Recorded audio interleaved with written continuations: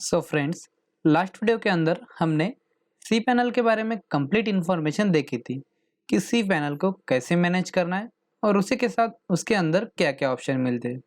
But Hostinger जैसे कुछ hosting providers है जो आपको सी पैनल नहीं देते, बल्कि उनका खुद का एक जो कंट्रोल पैनल है वो प्रोवाइड करते। अगर हम होस्टिंगर के बारे में बात करें तो ये उसे एच पैनल कहते हैं। तो इसी तरह से कुछ अलग अलग होस्टिंग प्रोवाइडर अपना एक अलग कंट्रोल पैनल प्रोवाइड करते हैं। हाँ, अगर आप इन्हें कुछ एक्स्ट्रा पे करते तो ये आपको सी पैनल भी प्रोवाइड करते हैं। तो चलिए देखते हैं कि होस्टिंगर का पैनल कैसे मैनेज करते हैं। तो उसके लिए आपको सबसे पहले इसे लॉगिन करना पड़ेगा। लॉगिन के लिए आपको यहाँ पे लॉगिन पे क्लिक करके इसे डायरेक्टली लॉगिन कर लेना है। मतलब आप एक तो लॉगिन विद गूगल कर सकते हैं, लॉगिन विद फेसबुक कर सकते हैं, या फिर आप डायरेक्टली आपका ईमेल आईडी और पासवर्ड डाल के इसे लॉगिन कर सकते हैं। लॉगिन करने के बाद आपके सामने इस तरह का इंटरफेस ओपन होता है, या फिर इस तरह का भी इंटरफेस ओपन हो जाता है। तो यहाँ पे आपको ये होम वाला इंटरफेस है। यहाँ से आप अलग अलग चीज़ें मैनेज कर सकते हैं। जैसे यहाँ पे अगर आपके कोई एसएसएल सर्टिफिकेट आपको मिले हैं पर आपने उसे यूज़ नहीं किया है, तो आप यहाँ से इंस्टॉल डायरेक्टली सेटअप कर सकते हैं। क्लाउडफ्लेयर भी यहाँ से डायरेक्ट सेटअप कर सकते हैं। यहाँ से आपकी पूरी होस्टिंग डायरेक्टली मैनेज कर सकते हैं और यहाँ से आपके डोमेन्स डायरेक्टली मैनेज कर सकते हैं। तो अभी यहाँ पे हम सिर्फ होस्टिंग के बारे में कंप्लीट इन्फॉर्मेशन ले रहे हैं, इसलिए यहाँ पे मैं होस्टिंग के ऊपर क्लिक करता हूँ। होस्टिंग के ऊपर क्लिक करने के बाद आपके सामने इस तरह का इंटरफेस ओपन हो जाएगा। यहाँ पे आपको यहाँ पे वर्डप्रेस का एक सेपरेट ऑप्शन मिलेगा। मतलब यहाँ से आप अगर आपने वर्डप्रेस इंस्टॉल कर रखा है तो डायरेक्टली वर्डप्रेस आपका मैनेज कर सकते हैं। उसी के साथ ऑर्डर, मतलब आपके जो यूजर्स है वो यहाँ से आप मैनेज कर सकते हैं। उसी के साथ यहाँ पे अकाउंट, ईमेल, डोमेन्स, मतलब सी पैनल के अंदर जितने भी ऑप्शन थे, जैसे यहाँ से वेबसाइट, जितने भी ऑप्शन थे वो सभी ऑप्शन यहाँ पे भी आपको मिल जाएंगे। वे ऑफ प्रेजेंटेशन है वो सिर्फ बदल गया, बाकी सारे ऑप्शन जैसे कि वैसे ही यहाँ पे आपको मिल जाएंगे। तो उसी के साथ यहाँ पे हम सबसे पहले जो वहाँ पे हमने राइट वाली जो प्लेट थी वो जो लास्ट में देखी थी, वो यहाँ पे हम पहले देख लेते हैं। तो यहाँ से आप होस्टिंग का प्लान, कौन सा होस्टिंग प्लान ले रखा है आपने, वो यहाँ पे दिखाएगा। उसके बाद सर्वर, कहाँ पे आपका सर्वर लोकेटेड है। उसके बाद इसका आईपी एड्रेस। हाँ, इसी के साथ एक बात बता दूं कि अगर आपको ये होस्टिंग खरीदनी है तो इसकी लिंक भी हमने जो आपको इनिशियल में ईमेल भेजा था रजिस्ट्रेशन के बाद, उसके अंदर आपको इसकी लिंक मिल जाएगी। और उसी के नीचे आपको एक कूपन कोड भी मिल जाएगा, जहाँ से आपको ये होस्टिंग खरीदने में ऑफर भी, मतलब कुछ ऑफ भी मिल जाएगा। तो यहाँ पे आता है आपका शेयर होस्टिंग का आईपी एड्रेस। आप इस होस्टिंग का मेन डोमेन कौन सा है वो यहाँ पे दिखाई देता है। होम का रूट फोल्डर यहाँ पे दिखाया है। उसके बाद वेब सर्वर कौन से टाइप का है, तो ये लाइट स्पीड टाइप का है।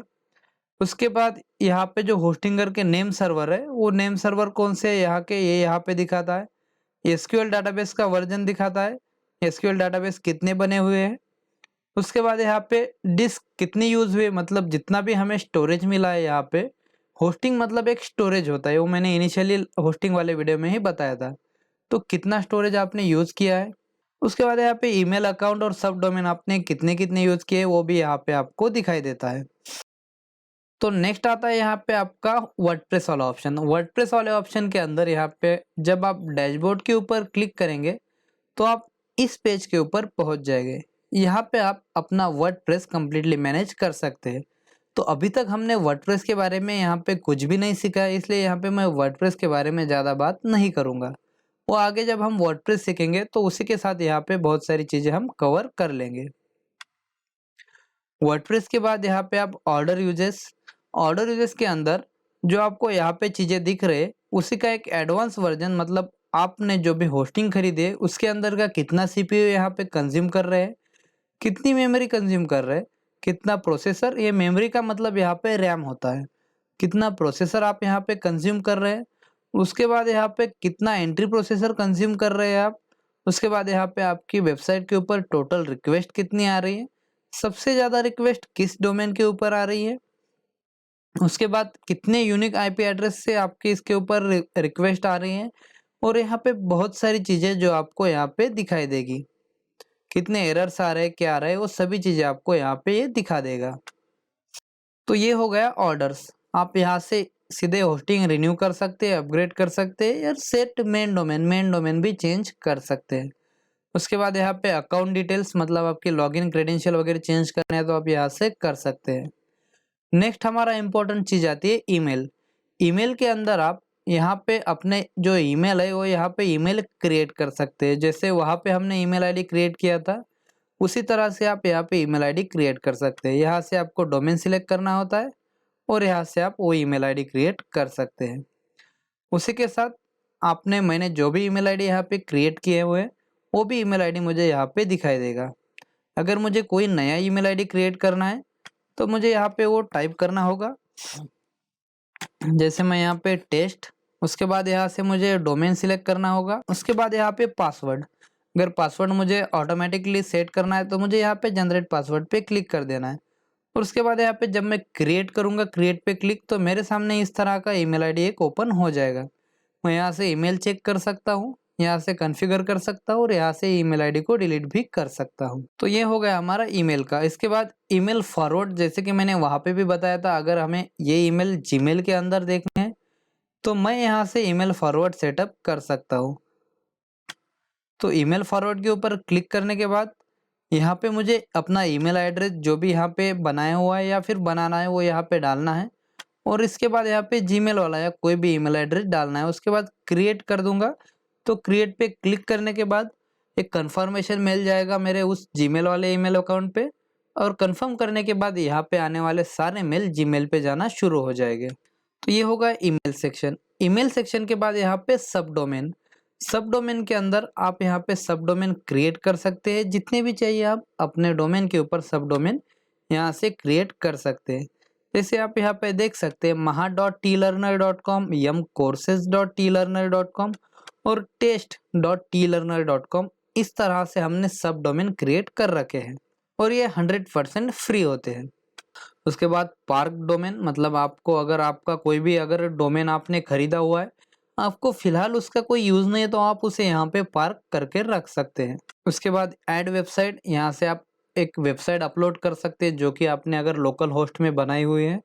अगर आपको लोकल होस्ट पता नहीं है तो वो भी हम आगे बताएंगे कि लोकल होस्ट क्या होता है, तो वो भी आप यहाँ से कर सकते हैं। उसके बाद यहाँ से क्लाउड फ्लेयर भी मैनेज कर सकते हैं। क्लाउड फ्लेयर भी इनिशियली आपको नहीं पता होगा, तो वो भी आप यहाँ से क्लाउड फ्लेयर मैनेज कर सकते हैं, वो आगे वीडियो में हम देखने वाले हैं। ऑटो इंस्टॉलर से हम यहाँ पे अपनी होस्टिंग के ऊपर CMS इंस्टॉल कर सकते हैं। CMS मतलब कंटेंट मैनेजमेंट सिस्टम, जैसे कि वर्डप्रेस, जुमला और बहुत कुछ। तो यहाँ पे ऑटो इंस्टॉलर पे आने के बाद आपके सामने यहाँ पे एक ऑप्शन मिल जाएगा, जैसे वर्डप्रेस प्लस वूकॉमर्स, और यहाँ पे अदर पे जब हम क्लिक करते हैं तो यहाँ पे आपको 25 से ऊपर बहुत सारे ऑप्शन मिल जाते हैं जो कि आप यहाँ पे इंस्टॉल कर सकते हैं। यहाँ पे MODX या फिर सेल्फोस डॉट क्लियर और बहुत सारे जिनके नाम मुझे भी नहीं पता, इतने सारे ऑप्शन आपको यहाँ पे मिल जाएंगे। पर वर्डप्रेस सबसे ज़्यादा बार यूज किया जाता है। तो इस तरह से आप ऑटो इंस्टॉलर से यहाँ पे वेबसाइट इंस्टॉल या फिर वर्डप्रेस या CMS इंस्टॉल कर सकते हैं। यहाँ पे और भी बहुत सारे ऑप्शन मिलेंगे, वो फिलहाल इनका आपको कोई काम नहीं है। उसके बाद यहाँ पे फाइल मैनेजर, जैसे वहाँ पे फाइल मैनेजर था वैसे ही यहाँ पे भी एक फाइल मैनेजर है। फाइल मैनेजर पे क्लिक करने के बाद आपके सामने इस तरह का फाइल मैनेजर ओपन हो जाएगा। यहाँ से आप अपने फाइल्स को मैनेज कर सकते हैं। आप यहाँ पे देख सकते हैं इतनी सारी फाइल्स हमारे एक वेबसाइट के अंदर, मतलब अपने होस्टिंग के अंदर क्रिएटेड है। ये सभी हमारी वेबसाइट से अलग अलग वो यहाँ पे फाइल के फॉर्म में सेव रहती है। उसके बाद यहाँ पे डाटाबेस, MySQL डाटाबेस आप यहाँ से मैनेज कर सकते हैं। तो आप यहाँ से डाटाबेस मैनेज कर सकते हैं। उसके बाद एडवांस में बहुत सारी चीज़ें दी है, जैसे क्रॉन जॉब्स हो गया और बहुत सारी चीज़ें जो आपको फ्यूचर में लगेगी, तब उस टाइम हम वहाँ पे सिखाएंगे। उसके बाद यहाँ पे SSL है, SSL का ऑप्शन आपको यहाँ पे भी मिल जाएगा। यहाँ से आप SSL इंस्टॉल कर सकते हैं। उसके बाद यहाँ पे पासवर्ड प्रोटेक्शन और बहुत सारी चीज़ें, जो एक्स्ट्रा चीज़ें भी यहाँ पे दी हुई हैं। सो फ्रेंड्स, ये हो गया आपका जो होस्टिंगर का एच पैनल है उसका कंप्लीट डेमो। तो इसी के साथ आपका जो भी होस्टिंग प्रोवाइडर रहेगा, अगर उसने खुद का अगर कंट्रोल पैनल दिया हुआ है तो आप उसे इजीली मैनेज कर सकते हैं, क्योंकि आपने ये पूरा अभी देख लिया है, आपको ये समझ गया है कि कोई भी कंट्रोल पैनल किस तरह से मैनेज करना है।